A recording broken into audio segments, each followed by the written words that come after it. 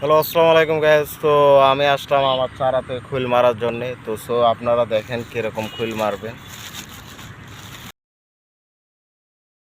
আচ্ছা, আপনারা এরকম খুল অবশ্যই চারাতে ইউজ করবেন, যেটা আমার চারাটা যত ছোট, যার কারণে আমি অল্পতে এখানে প্রায় 1 কেজির মতন আছে। তো আমি জাস্ট এখানে 1 কেজি খৈল মারবো। আর আপনারা চারা বুঝে আপনারা যখন দেখবেন যে মাছ বেশি আছে চারার মধ্যে, তখন আপনারা বেশি খৈল ইউজ করবেন। তো আমার এখানে যাতে মাছ খুবই কম আর পানি অনেকটা গরম, যার কারণে খৈল আমার থেকে কম মারা হচ্ছে।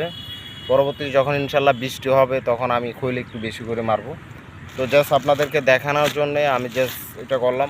আর এই যে আমার এই জায়গাটা তো আপনাদেরকে সবসময় আমি দেখাই। তো গতকালকে পাইছিলাম দুইটা মাল মাছ পাইছিলাম। এর পরের দিন পাইছিলাম 2টা তেলাপিয়া। তো ইদানিং এখন আজকে অনেক পানি, মানে এত গরম, রাঙামাটিতে প্রায় 30-38 মানে রোদের তাপমাত্রা।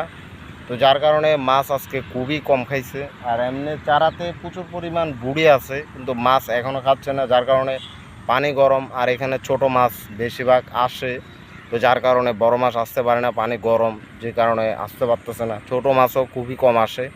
তো দেখা যাক, ইনশাল্লাহ পরবর্তীতে দেখা যাবে কি হয়। তো যারা যারা আমার ভিডিওটা দেখতেছেন, তো অবশ্যই একটা লাইক তো করবেনই।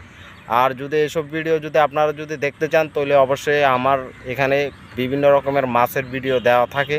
তো অবশ্যই আপনারা আমার ভিডিওগুলো দেখবেন। তো ইনশাল্লাহ সবাই ভালো থাকবেন আর ভিডিওগুলো বেশি বেশি করে দেখবেন। তো এতটুকুই, ইনশাল্লাহ নেক্সট ভিডিওতে ইনশাল্লাহ আপনাদের সাথে দেখা হবে। এতটুকুই। আসসালামু আলাইকুম, সবাই ভালো থাকবেন।